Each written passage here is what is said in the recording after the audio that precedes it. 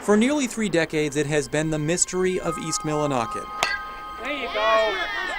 And every day has been one more day that Pam Mclain is forced to live knowing her daughter's murder is unsolved.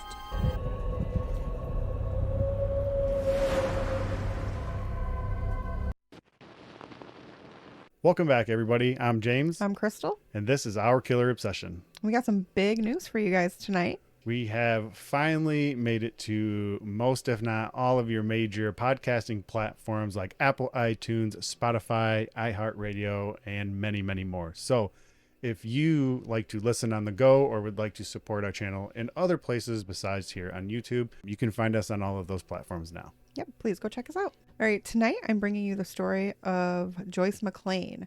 She was a young woman murdered in East Millinocket, Maine, back in 1980, and was one of Maine's longest running unsolved murders. Holy cow. It was a warm summer evening on August 8th, 1980, in the small town of East Millinocket, Maine. 16-year-old Joyce Mclain was preparing for her upcoming soccer season and decided to go for a jog, but never returned home. Joyce Mclain was from East Millinocket. East Millinocket in the 1980s was a typical American small town. Everyone knew each other. No one locked their doors. It was a small community. So needless to say, the murder of a beautiful young high school cheerleader was a terrible shock to the whole community. Who could have done such a horrible, heinous crime? Was it a drifter, a tourist just passing through, or was it someone much closer than they thought? Joyce Marie Mclain was born September 4th, 1963 in Windsor, Vermont. She moved to East Millinocket, Maine with her mother, Pam, as a child. To say Joyce was a good child would be an understatement. She was every parent's dream. She was a great student. She excelled in many extracurricular activities. She played the saxophone in the high school band. Nice. She was a cheerleader, played soccer, and had tons of friends and was loved by everyone who knew her. All right. Yeah, so to think she would be a victim in Maine's longest unsolved murder spanning 38 years is unthinkable. August 8th, 1980 started like any other summer day for Joyce. She got up early and had a babysitting job watching the parent-family children until 3 p.m. After that, she hopped on her bike and rolled to the town pool to soak up the last warm days of summer, which are short in Maine. Mm-hmm. We know that. They don't last long. You get about a month of summer in Maine. Joyce's mom, Pam, says her daughter got home from the pool around 7 p.m. Joyce was preparing for her upcoming soccer season and wanted to stay in top playing shape, so she decided to go for a quick jog. She changed into a pink terry cloth top and matching shorts with her white tennis shoes, and she tied her blonde feathered hair into a ponytail and headed out the door. Sounds very typical for 1980 with the terry cloth shorts and the feathered pretty hair. Absolutely. She passed her mother on the porch saying, "See you later, Mom." Those would be the last words Pam ever heard her daughter say. There were many people that saw her running up near the high school and the soccer fields. 14-year-old Michael Benner was home that evening near the school. He told police he saw Joyce jogging near the school. They had waved hi to each other, and then she jogged out of sight. There were also a group of teen boys hanging outside the school. Nolan Tanis, Randy Banis, Leroy Spearin, and Philip Scott Fournier were all hanging out drinking together at the school. They all saw Joyce jog past heading toward the soccer field. Nolan stated that he and Randy ran to town to grab some food. When they left, they said Philip and Leroy headed off toward the soccer field. They were gone approximately 30 minutes, and when they returned, they found Leroy alone, sitting next to the school, and Philip was nowhere to be found. They also stated Leroy was acting very strange and was, quote, as white as a ghost. Ooh. Right, so this sounds a little sus, right? Oh, yeah. Yeah, and especially if it's noticeable, you know. And where's Philip? Yeah, okay. Yeah, and what's wrong with Leroy? When Joyce didn't return home that evening, Pam began searching for her. Unable to find her at the field or any of her usual hangout spots, Pam called for more help, and people in the community came out to help find Joyce. They searched day and night August 8th and 9th with no luck. Then, at 6 a.m., on August 10th, Peter Larlee, a friend of Joyce's father, went out to search again. This time, he went behind the soccer field into a power line clearing. That is when he saw what he believed to be Joyce laying in the field. He said he yelled out to her but got no response. So as he got closer, he noticed there was no movement, and he ran to call police. Joyce Mclain's body was found in the power line access clearing behind the school where she was last seen jogging. She was found half-dressed, face down, with her hands tied behind her back with a cloth ligature. She had been beaten about the head. The cause of death was determined to be blunt force trauma to the head. Who could have done such a thing? Who would want to take the life of this innocent, beautiful young lady? The community was rocked with fear. Was it someone they knew? They wanted answers, but they wouldn't get any for 38 years. Wow. How horrible for the family. Yeah, that's almost a 4-decade-long cold case. Oh, man. Okay, but remember the teenagers I told you about drinking in front of the school? Mm-hmm. The evening Joyce went missing, Philip Scott Fournier was drunk, stole an oil truck, and crashed it. Okay. He was in serious condition and taken to Eastern Maine Medical Center in Bangor, where he remained in a coma in the ICU for 8 days with severe head injury. Wow. Fournier's mom said that when her son finally woke up, he was very different, more childlike and acting more like a 7 or 8-year-old rather than a 19-year-old. Police interviewed Philip as a potential witness to Joyce's disappearance later that year in September of 1980. Philip stated he didn't know Joyce at all, then also stated she didn't talk to me that day either, which is a really weird thing to add if you already said you didn't know her. Yeah. I don't know her. And but by the way, she didn't even talk to day. me. Yeah. So that's really strange. Okay. In 1989, a clergy member from Philip's church told police that a few years ago, Philip came to him, crying uncontrollably, stating he killed Joyce. The clergy member, Mr. Thomas, didn't believe him. He told him, "I'll only believe you if you bring your parents here, tell them what you did with no deviation in the details." Weird. Right. So that's what they did. Okay. Yep. They called mom and dad, bring him down to the church. When his parents arrived at the church, Philip said, "I'm sorry, Mama. I killed Joyce Mclain. I didn't mean to." As he was crying, he gave details of what happened that day. He said he hit her in the head with what was described as a big, clumsy object he had to hold on to with both hands. He also stated he tried to have sex with her, but it was the wrong time of the month. Oh, my goodness. No, that's pretty specific That to is know. very specific, Right? something to know. Yeah. Wow. Yep. He said that she had a pad or something in place. Oh, my goodness. And she was found half-dressed. And her mom told police she was toward the end of her cycle. So it was legit. Oh, my goodness. Philip's parents took him to be interviewed by the police in Bangor, Maine. Neither Mr. Thomas or his parents were there during the interview. So we don't really know what Philip actually told the police, what the story was, but he was released and taken back home after the interview. Okay. All right. Yeah. So all right. That's odd, especially when you're giving out specific details about this case that probably has not been released to anybody, right? Right. But it kind of sounds like he did not give these details to the police, just the clergyman and his mom and dad. Okay. The police report showed that during the interview in 1981, when he was originally interviewed, Philip told police he was running near the power line access clearing, was drunk, and tripped, landing on top of Joyce. He said her arm felt cold. Then the next thing he remembers was flipping the oil truck. So he accidentally stumbled over her dead body, and then he blacked out and flipped an oil truck. I mean, that's just an odd scenario and story to begin with, because why are you running through there to begin with? And then why would you proceed to steal a truck after you find a dead body? Why wouldn't you report that? You know what I mean? He blacked out. That's just doesn't weird. remember a thing. Nah. He also claims that this happened at 4 p.m. Well, she was swimming at the pool till 7 p.m.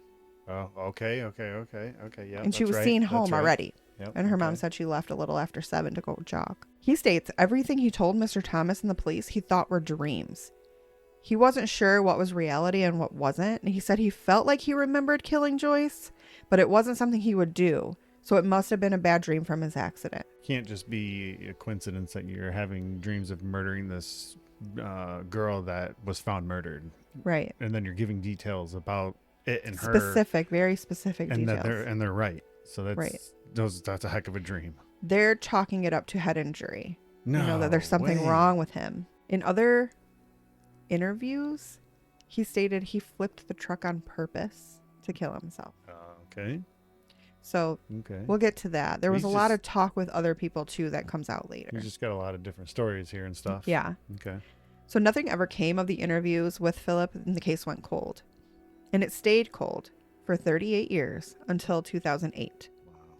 Detectives started looking at the case with fresh eyes, and they did new interviews. One was with Philip's stepfather, Wayne Powers. Wayne stated that the day Joyce went missing, he asked Philip if he knew Pam, Joyce's mom, and Philip told him that he was actually at Joyce's house the day before, Okay. hanging out, but he told police he didn't know her. Yeah. And she didn't talk to him. Yeah. And he had also seen her at the pool that day, Uh-oh. is what he told stepdad. Uh-oh. Okay.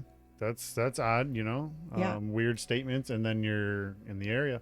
And completely contradicting yourself to everybody. Huh. I wonder why the stepdad didn't come with this much earlier. Right.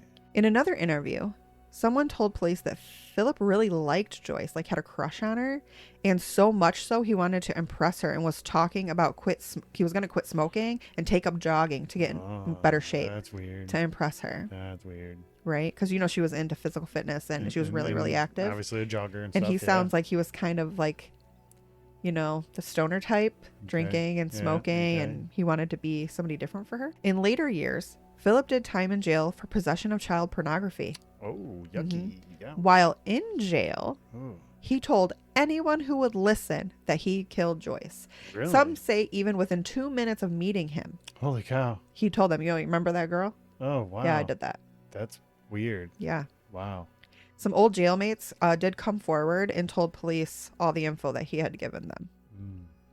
Which is weird, too, because sometimes they don't like it when you hurt children and girls in jail. So Right. to just be openly admitting that could be dangerous. Yeah. And he would tell anybody who would listen. And there was another person, Ken Woodbury. He was in a rehab program with Philip and told police Philip told him that he killed Joyce with a group of teens and then crashed the oil truck in an attempt to kill himself. So, like, he was forced into it by this group of teenagers. Wow. Like, they had attacked him. Okay. Now, we have visited Maine, and I talked with a local who is from East Millinocket and grew up with Pam, Joyce's mother. And he told me that the scuttlebutt around town was it was a group of teenage girls who were jealous of Joyce Oh. and that they ganged up on her and murdered her together. So Wow. I don't know if there's pieces of this that are true, because he says maybe it was like him with a group of teenagers and then they did it and he was kind of forced into it and then he felt bad, wanted to kill himself. Okay. But Yeah. all the police reports I've read, there's never a mention about a group of girls anywhere near the area. People saw her running, people waved at her, they saw her running around the track. Right. You know, she was accounted for up until she went missing. Gotcha, yep. So, and there was no other kids around except for this group of teenage boys drinking, the little boy on his porch that waved, you know. And then so this guy who's randomly running down the electrical line row and Right. tripping on her body. right, Philip. He was the drunk kid earlier who they couldn't find. Okay. Gotcha, So, gotcha. also, where's Leroy in all of this? The kid that's white as a ghost. Yeah. All the police reports, they never interviewed him. Really? Even back then. Wow. When the kids told them we found him white as a ghost, we couldn't find Philip, he was never interviewed. Really? Yeah, it's in all the whole police report. There's no interview with Leroy. So could there be truth in the locals' rumors and some of his story is that there was just a group of teens that did this? That seems to be what the consensus is. They all don't think Philip did it, or at least he didn't do it alone. That's Wow. what the locals tell me. Wow. Yeah, that they think it was a group of teen girls that were the head of this situation. Wow. Sometimes the word on the street holds more weight than what the police are finding out. So I That's guess true. you never really know. But Philip's knowledge of her, he knew where her injuries were on Yeah. her head. He knew It's that about her time. time of the month, you know. So either he was with this group of girls that were in charge, or he did it with Wow. Leroy, maybe. I think Leroy has something to do with it as well. I wish there was more interview with Leroy. Leroy also has a twin brother. Oh, Yeah, I forget his name too, but yeah. okay. Holy So, cow, man. There's yeah. a lot going on here. I know, So it's was really suspicious. and Anybody it's- ever charged in this and Well, convicted? So after 38 years, police were finally able to put all the pieces together, supposedly. And in 2016, Philip, the Okay. drunk kid who fell over a body and crashed okay. the oil Yep, truck, yep. was arrested for the murder of Joyce Mclain. Hey, I mean, I guess until you come up with something more solid than his own words, putting him there. Well, and all of the interviews they did all point to him. I mean, so... Nobody mentions this group of mean girls. Yeah. It all points to Philip. Wow. And in 2018, he was sentenced to 45 years in prison. And he was in his 50s at that time, so he will... Well, it's the rest of his life. That's life in prison life for him. Sentence for him, for sure. But did he do it? Did he do it? Did he do it alone? Yeah, right. Where the heck was Leroy? Wow. Yeah. Leroy Spearin. I want to know where he was and why wasn't he interviewed? Yeah. And I think he knows a lot more. I mean, there's always that possibility, right? Yeah. There's so many possibilities. I feel like this group of boys, men now, grandpas practically now, but they knew a lot more. Yeah, for sure. And I feel like maybe the state police or the Bangor police could have done a lot more interviewing. Yeah. To find out, especially in small communities, everybody talks to everybody. Very true. Even though it's like a game of telephone and some information will get mixed up, they all know something. Yeah, definitely. And two, you got to think back to when we were in high school and stuff ourselves, hanging out or going to these type of sporting events. Normally, you weren't alone. You were running with a couple of your friends at the very least. So, I mean, maybe there's. Yeah, was she going to run with a couple other girlfriends? Maybe there's a little truth to both sides of the story. Maybe. Wow. So supposedly, they have closure now, and I know Joyce's mom Pam said she was happy. Okay. She got a little answer to her 40-year long battle for justice. Yeah. And I'm sure if it didn't feel good and was sitting right with her, with what she probably knows more than what is released to us in the public and stuff. Definitely, yeah. If she's feeling good like that with it, that's what matters, yeah, right? Absolutely. Closure for the family. Absolutely. Peace Get your for justice. Joyce. Yeah. Absolutely. That's the tragic story of the death of Joyce Mclain in East Millinocket, Maine. All right. And as always, guys, thank you so much for watching. Please don't forget to hit the like, subscribe button, and check us out on our other platforms like Spotify, iTunes, anywhere you get your podcasts nowadays. That's right. And we will see you guys next time.